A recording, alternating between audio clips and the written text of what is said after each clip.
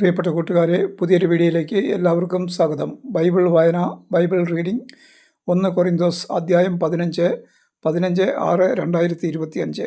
1 കൊറിന്തോസ് എന്ന സുവിശേഷത്തിൽ നിന്ന് 15-ാം അധ്യായമാണ് ഇന്ന് വായിക്കുന്നത്. 16 അധ്യായങ്ങളുള്ള 1 കൊറിന്തോസ് എന്ന സുവിശേഷം ജൂൺ 1 മുതൽ വായിച്ചു തുടങ്ങി. ഈ വായന ജൂൺ 20 പൂർണ്ണമാകും എന്ന് പ്രതീക്ഷിക്കുന്നു. കർത്താവ് ഈ സുവിശേഷം മുഴുവൻ തടസ്സമില്ലാതെ വായിക്കാൻ കൃപ തരണമേ എന്ന് പ്രാർത്ഥിക്കുന്നു. കർത്താവ് ഈ വചനവായന കേൾക്കുന്ന എല്ലാവരെയും അനുഗ്രഹിക്കണമേ എന്ന് പ്രാർത്ഥിക്കുന്നു. കർത്താവായ യേശുക്രിസ്തുവിൻ്റെ കൃപ എല്ലാവരിലും ഉണ്ടാവട്ടെ. 1 കൊറിന്തോസ് അധ്യായം 15. ക്രിസ്തുവിൻ്റെ ഉദ്ധാനം. സഹോദരരെ, നിങ്ങൾ സ്വീകരിച്ചതും നിങ്ങളുടെ അടിസ്ഥാനമായി നിലകൊള്ളുന്നതും നിങ്ങൾക്ക് രക്ഷ പ്രദാനം ചെയ്തതുമായ സുവിശേഷം ഞാൻ എപ്രകാരമാണ് നിങ്ങളോട് പ്രസംഗിച്ചതെന്ന് ഇനി നിങ്ങളെ അനുസ്മരിപ്പിക്കാം.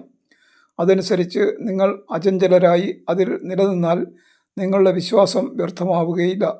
എനിക്ക് ലഭിച്ചത് സർവപ്രധാനമായി കരുതി ഞാൻ നിങ്ങൾക്ക് ഏൽപ്പിച്ചു തന്നു. വിശുദ്ധ ലിഖിതങ്ങളിൽ പറഞ്ഞിട്ടുള്ളതുപോലെ ക്രിസ്തു നമ്മുടെ പാപങ്ങൾക്ക് വേണ്ടി മരിക്കുകയും സംസ്കരിക്കപ്പെടുകയും എഴുതപ്പെട്ടിരുന്നതുപോലെ 3-ാം നാൾ ഉയർപ്പിക്കപ്പെടുകയും ചെയ്തു. അവൻ കേപ്പായ്ക്കും പിന്നീട് 12 പേർക്കും പ്രത്യക്ഷനായി. അതിനുശേഷം ഒരുമിച്ച് 500-ലധികം സഹോദരർക്ക് പ്രത്യക്ഷനായി. അവരിൽ ഏതാനും പേർ മരിച്ചുപോയി, മിക്കവരും ഇന്നും ജീവിച്ചിരിപ്പുണ്ട്. പിന്നീട് അവൻ യാക്കോബിനും തുടർന്നും മറ്റെല്ലാ അപ്പസ്തോലന്മാർക്കും കാണപ്പെട്ടു. ഏറ്റവും ഒടുവിൽ അകാലജാതന് എന്നതുപോലെ എനിക്കും അവിടുന്ന് പ്രത്യക്ഷനായി. ഞാൻ അപ്പസ്തോലന്മാരിൽ ഏറ്റവും നിസ്സാരനാണ്. ദൈവത്തിൻ്റെ സഭയെ പീഡിപ്പിച്ചത് നിമിത്തം അപ്പസ്തോലൻ എന്ന നാമത്തിന് ഞാൻ അയോഗ്യനുമാണ്. ഞാൻ എന്തായിരിക്കുന്നുവോ അത് ദൈവകൃപയാലാണ്. എൻ്റെ മേൽ ദൈവം ചൊരിഞ്ഞ കൃപ നിഷ്ഫലമായി പോയിട്ടില്ല. നേരെ മറിച്ച് മറ്റെല്ലാവരെയും അധികം ഞാൻ അധ്വാനിച്ചു. എന്നാൽ ഞാനല്ല, എന്നിലുള്ള ദൈവകൃപയാണ് അധ്വാനിച്ചത്. അതുകൊണ്ട് ഞാനോ അവരോ ആര് തന്നെയായാലും ഇതാണ് ഞങ്ങൾ പ്രസംഗിക്കുന്നതും നിങ്ങൾ വിശ്വസിച്ചതും. മരിച്ചവരുടെ ഉദ്ധാനം. ക്രിസ്തു മരിച്ചവരിൽ നിന്ന് ഉയർപ്പിക്കപ്പെട്ടതായി പ്രഘോഷിക്കപ്പെടുന്നെങ്കിൽ മരിച്ചവർക്ക് പുനരുദ്ധാനം ഇല്ല എന്ന് നിങ്ങളിൽ ചിലർ പറയുന്നതെങ്ങനെ? മരിച്ചവർക്ക് പുനരുദ്ധാനം ഇല്ലെങ്കിൽ ക്രിസ്തുവും ഉയർപ്പിക്കപ്പെട്ടിട്ടില്ല. ക്രിസ്തു ഉയർപ്പിക്കപ്പെട്ടില്ലെങ്കിൽ ഞങ്ങളുടെ പ്രസംഗം വ്യർത്ഥമാണ്, നിങ്ങളുടെ വിശ്വാസവും വ്യർത്ഥം. മാത്രമല്ല, ഞങ്ങൾ ദൈവത്തിന് വേണ്ടി കപടസാക്ഷ്യം വഹിക്കുന്നവരായി തീരുന്നു.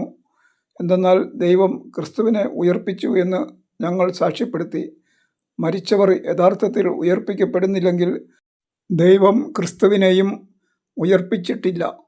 മരിച്ചവർ ഉയർപ്പിക്കപ്പെടുന്നില്ലെങ്കിൽ ക്രിസ്തുവും ഉയർപ്പിക്കപ്പെട്ടിട്ടില്ല. ക്രിസ്തു ഉയർപ്പിക്കപ്പെട്ടിട്ടില്ലെങ്കിൽ നിങ്ങളുടെ വിശ്വാസം നിഷ്ഫലമാണ്. നിങ്ങൾ നിങ്ങളുടെ പാപങ്ങളിൽ തന്നെ വർത്തിക്കുന്നു. ക്രിസ്തുവിൽ നിദ്ര പ്രാപിച്ചവർ നശിച്ചു പോവുകയും ചെയ്തിരിക്കുന്നു.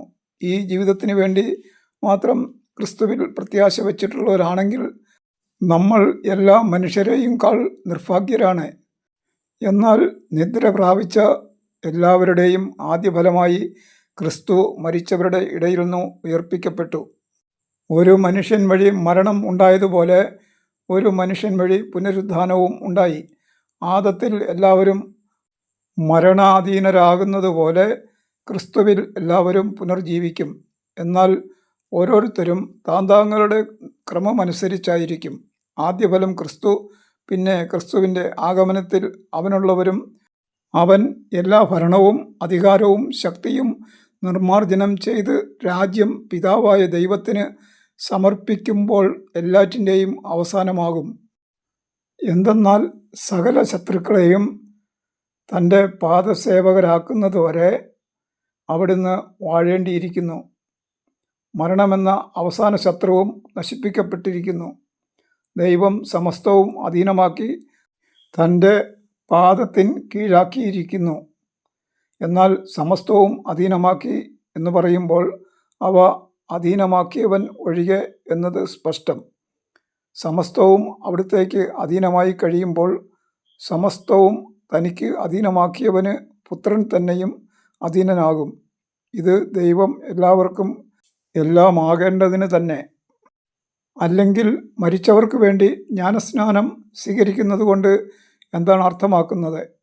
മരിച്ചവർ ഉയർപ്പിക്കപ്പെടുന്നില്ലെങ്കിൽ മരിച്ചവർക്ക് വേണ്ടി എന്തിന് ജ്ഞാനസ്നാനം സ്വീകരിക്കണം? ഞങ്ങൾ തന്നെയും എന്തിന് സദാസമയവും അപകടത്തെ അഭിമുഖീഭവിക്കണം?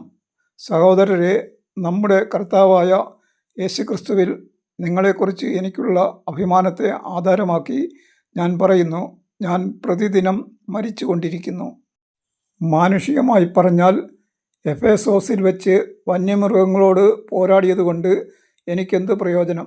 മരിച്ചവർക്ക് പുനരുദ്ധാനമില്ലെങ്കിൽ നമുക്ക് തിന്നുകയും കുടിക്കുകയും ചെയ്യാം. എന്തെന്നാൽ നാളെ നമ്മൾ മരിച്ചു പോകും. നിങ്ങൾ വഞ്ചിതരാകരുത്. അധമമായ സംസർഗം സദാചാരങ്ങളെ ദുഷിപ്പിക്കും. നിങ്ങൾ നീതിപൂർവം സമചിത്തത പാലിക്കുകയും പാപം വർജിക്കുകയും ചെയ്യുവിൻ. ചിലർക്ക് ദൈവത്തെപ്പറ്റി ഒരറിവുമില്ല. നിങ്ങളെ ലജ്ജിപ്പിക്കാനാണ് ഞാൻ ഇത് പറയുന്നത്. ശരീരത്തിൻ്റെ ഉയിർപ്പ്. ആരെങ്കിലും ചോദിച്ചേക്കാം, മരിച്ചവർ എങ്ങനെയാണ് ഉയർപ്പിക്കപ്പെടുക?